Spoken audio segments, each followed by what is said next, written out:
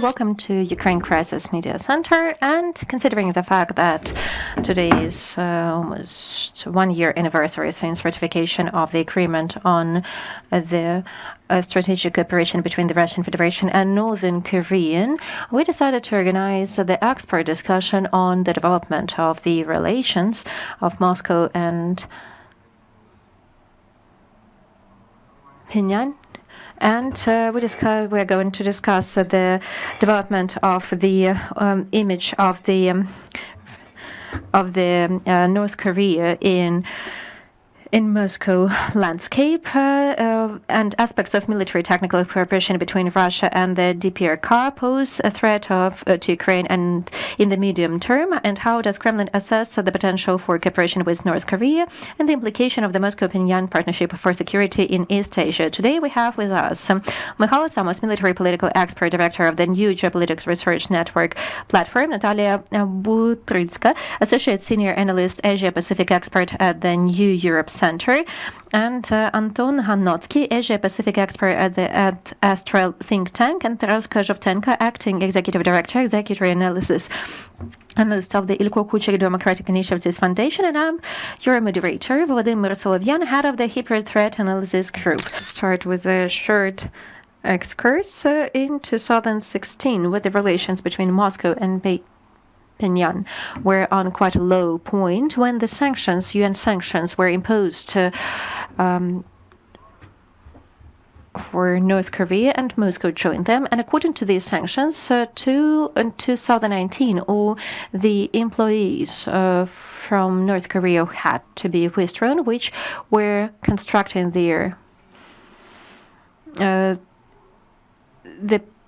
so that was the cooperation between the Pyongyang and Moscow, and this sector was developing the most efficiently. But despite this fact, the Russian Federation used the North Korean topic and the development of the nuclear and the rocket program, and that is the main reason why the sanctions were imposed, in order to establish the informational provocations. And here we have the lesson. The lessons on how have the Western analysts, including Ukrainian analysts, have to be. We have some vast experience when communicating with Western experts, but we have to emphasize that we have to be careful when using the Russian sources, because, for example, in the framework of the research which was published in 2016, this research was conducted by the International Institute of Strategic Research, which is based in London. One of the authors of this research, Mykhailo, stated that it is possible that one of the components, one of the most important components for the rockets, there are 1014, was in the North Korean program from Ukraine, from Pivdenmarsh plant. And if we consider the research itself and the links,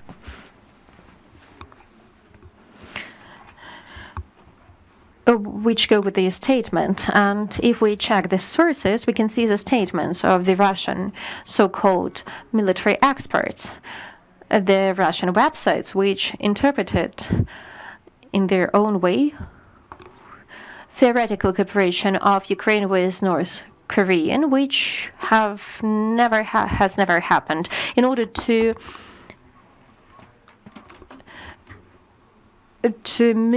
create misinformational piece of information. And now we can see that one of the people who were saying that is one of the rupers of Russian misinformation. So in fact, that is an example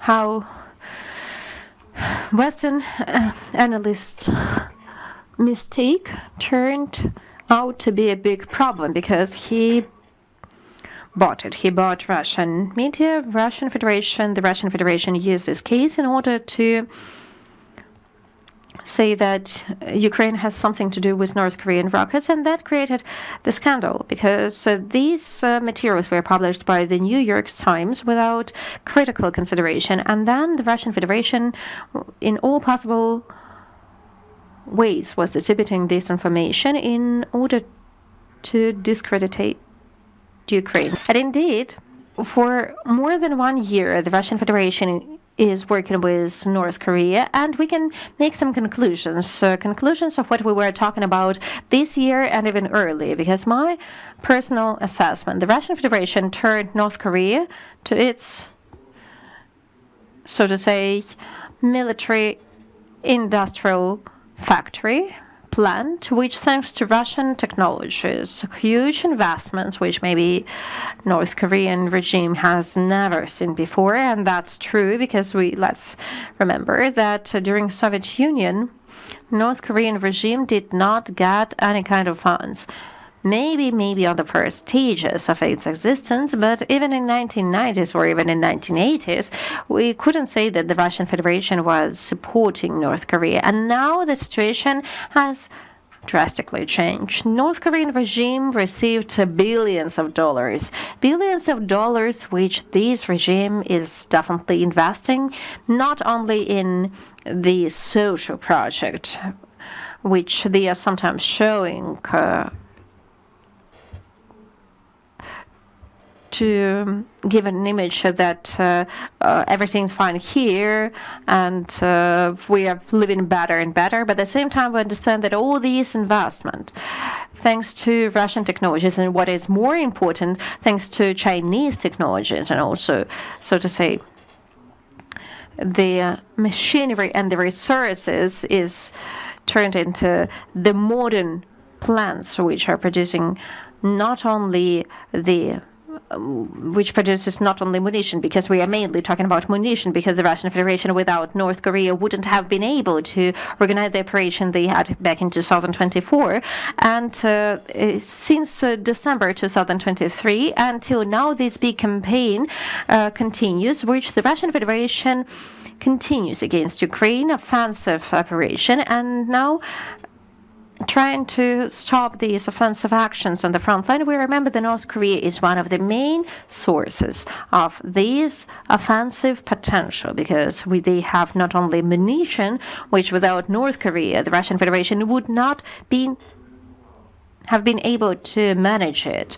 The Russian Federation would not have been able to use as much artillery as they are doing it now with North Korea, delivered from the stocks or produced in North Korea. But some experts say that exhaustion of the stocks in North Korea is not able to deliver the same number of munition they did in 2024, even though we can say that artillery is used less, because the drone war means that artillery is not so important, or it is in another category, that is the long-range, high precise weapon, and it works with drones, and it has an impact on the deep tactical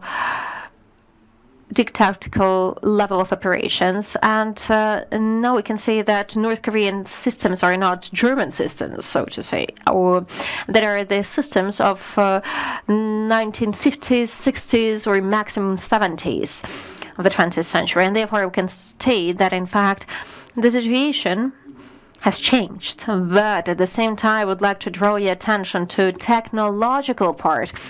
Not just the fact that the Russian Federation is using this cooperation with North Korea to enhance their own opportunities in the war with Ukraine.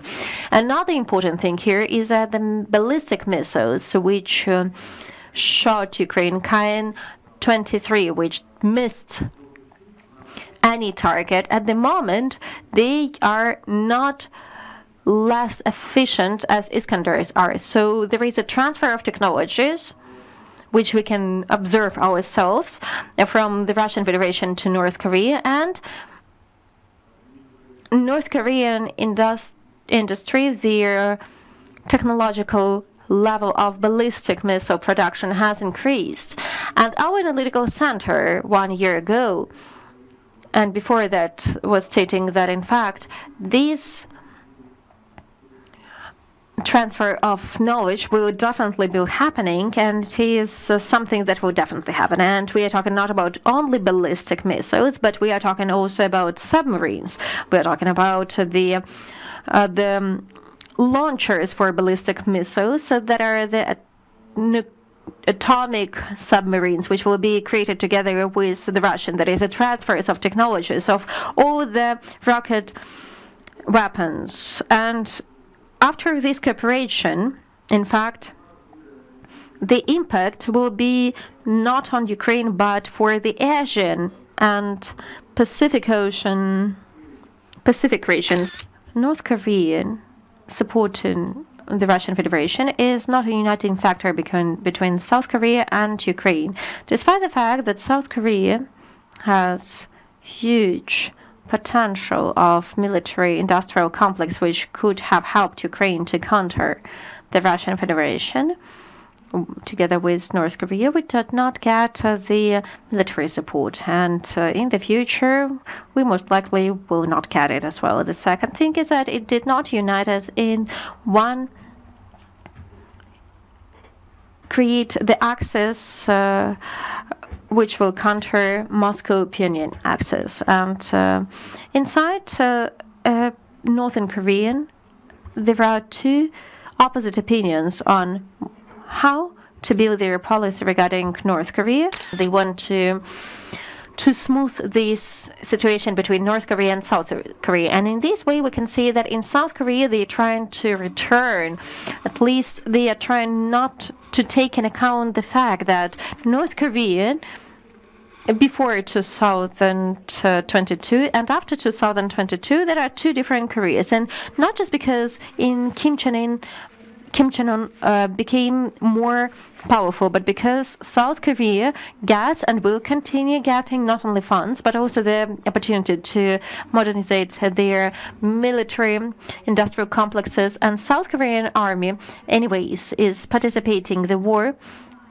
North Korea is obtaining the experience, and therefore it creates absolutely different experiences. And personally, I observe that inside Korean society, of course, servicemen, they understand that the level of risk is raising, and they are pushing their governments to get ready. But on the political level, we can see the situation when they are trying to show that the risks are lower, because Chinese issue is one of the key ones in this context, considering the fact that, in fact, what is happening between the Russian Federation and North Korea is happening from strategic permission of China, because China in this way is doing something they cannot do directly here in this war. I mean, supporting the Russian Federation, direct military support, and proxy dictatorships became for Chinese geopolitical strategy something typical. That is North Korea and Iran, through which China not only controls the Middle East, but also destabilizes the situation in around the Red Sea, Yemen Houthis, which are destabilizing the situation in the southern logistical ways, and the trying to actualize the Korean initiative, and China is promoting it. And in 2024, the Russian Federation gave to China the main key points of control over this way, and now Chinese will suggest as a kind of argument for the trade negotiations with the European Union, considering the fact that the southern way is almost twice as smaller, and the expanded and the logistical expenditures will be lower and lower risk. That is not what we have in the Red Sea. And this factor, of course, affects how the Russian Federation and North Korean cooperation is seen by China. There was a discussion around the fact that on the stage when the agreement was signed between the Russian Federation and North Korea about the strategic operation, which included, by the way, the security guarantees, that China will be kind of against it, that China will not like this kind of North Korea and Russia getting closer. But in fact, absolutely clear that it meets strategic interests of China. In this way, they are kind of out of this situation, but at the same time, they are using proxy dictatorship in North Korea, and in fact, we can be talking about Chinese proxy dictatorship in the Russian Federation, considering the fact that China is using the weakness of the Russian Federation and limitation of economical sanctions limitations in order to control it as much as possible, and with the hands of North Korea, with the hands of Putin regime. China is not satisfied with this cooperation, but nevertheless, this cooperation is a part of the global strategy of Chinese People's Republic to undermine Western democracies and to have their own impact on to have the impact on the world in this way, because we can see that when using DPRK as the industrial hub, which is supporting the Russian Federation, you can conceal your own role in the support of the Russian Federation against Ukraine.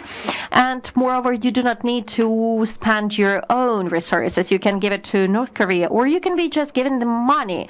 And one of the facts at the moment, we do not have the facts in our hands, but this opportunity, the fact that they can be using North Korea as a military hub, it's possible. And by the way, we also had it in the history. In Middle East, through North Korea, Chinese weapon was delivered. And by the way, now we can see example on the battlefield, different Chinese artillery system. The Beijing delivered it to Pyongyang back in 50s, 60s. And the fact that in the West, especially in the US, for example, they do not pay attention to the role of China in this situation, and especially it's really bad when you see, by the way, today my colleagues mentioned it, the reaction of South Korea on this situation, and what we observe, the change of rhetorics from pressure on Pyongyang and, for example, Beijing in this case, on when we're talking about cooperation and context with Russian Federation, and we can see that the dynamics is changing. They are looking for compromises to normalize relations. For example, recently, just yesterday, the president of South Korea, Lee Jae-myung, stated that they are considering the opportunity of canceling South Korean U.S. exercises to normalize the relations with North Korea. And that is a very bad signal. And Beijing is using that. Pyongyang, Moscow axis is a part of the broader picture. And I think that that has to be the grounds for our communication, which has to underline that, in fact, we are dealing now with global hybrid conflict, which includes also the war in Ukraine, what is happening in Asian Pacific region, and what is also happening around Venezuela. Putin's friend Maduro, who in many cases was supporting to do what Moscow needs, especially when it comes and also American internal policy, because all of his previous statements about Hayana and all of these threats of escalation and the beginning of the regional conflict in Latin America, they automatically were the part of the migration policy in the U.S. Because when the activation of the military combat actions will take place in Latin America, these people, they will not stay there. They will be the hybrid threat for the southern borders of the U.S., and that is Trump's issue. And the fact that Trump's administration are distracted by Venezuela, that is also the part of this general picture. And in this communication, I think we need to underline this relation, that we should not from the strategic perspective, we should not be considering them as separate cases. The Russian war in Ukraine, Venezuela situation, the Asia-Pacific situation, Middle East situation, because 7th of October 2022 Hamas attack is the copy-paste of the hybrid operations which the Russians implemented in February 2022 in Ukraine, in the Autonomous Republic of Crimea and so-called Donbass. So all of these things are interrelated, and the longer these things are in the consciousness of the expert community and the people who are making the decisions and when they are fragmented and the West follow the principle, we are not working in with all crises, we are doing what is closer for us, and what is further for us does not affect us, we don't care about it.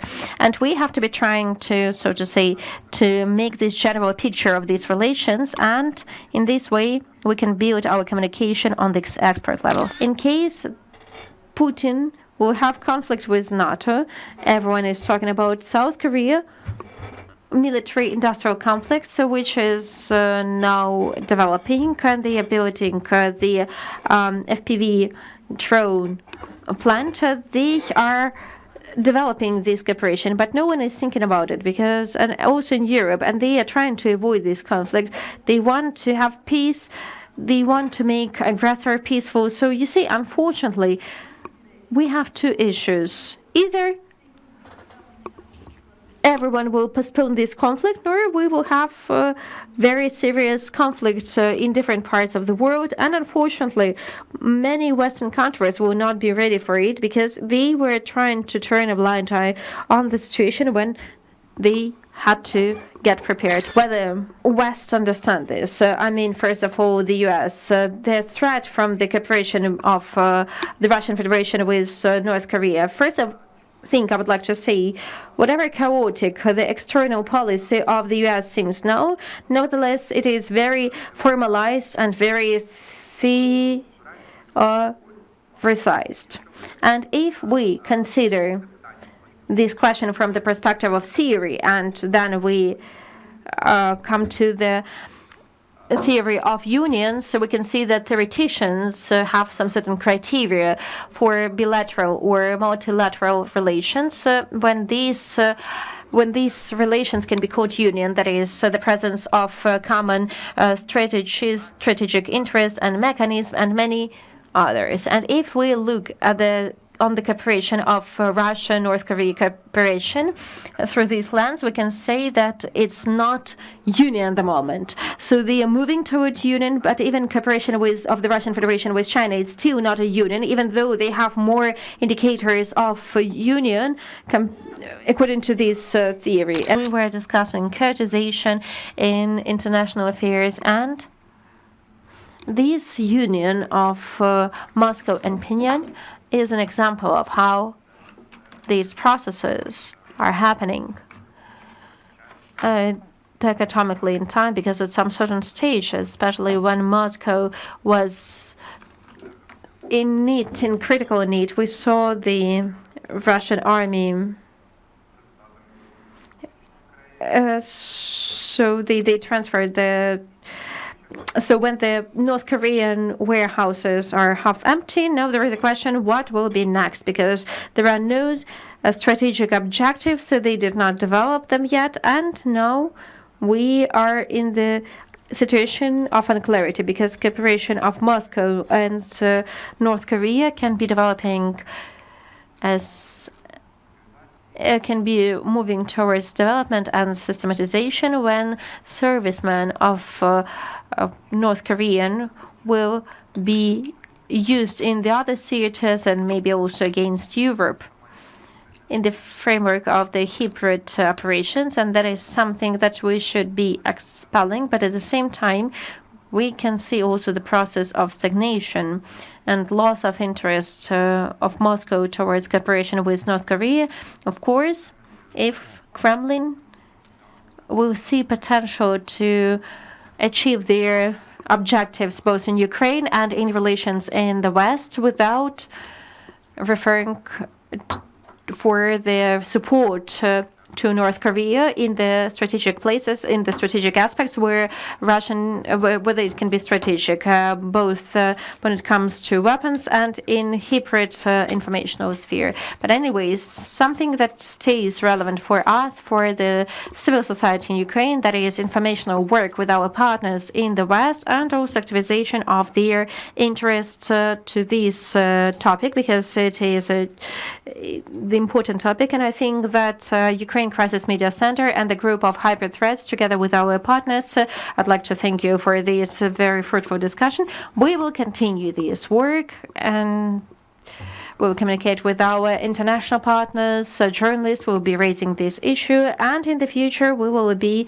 engaging them to a broader discussion, to informing them on the current tendencies and what is also relevant for Ukraine, because we have to be debunking myths which exist in the societies of Eastern Asia, and that is an obstacle for cooperation with Ukraine, for opening these markets for Ukrainian products, and I think that is a task for the next years and maybe even decades.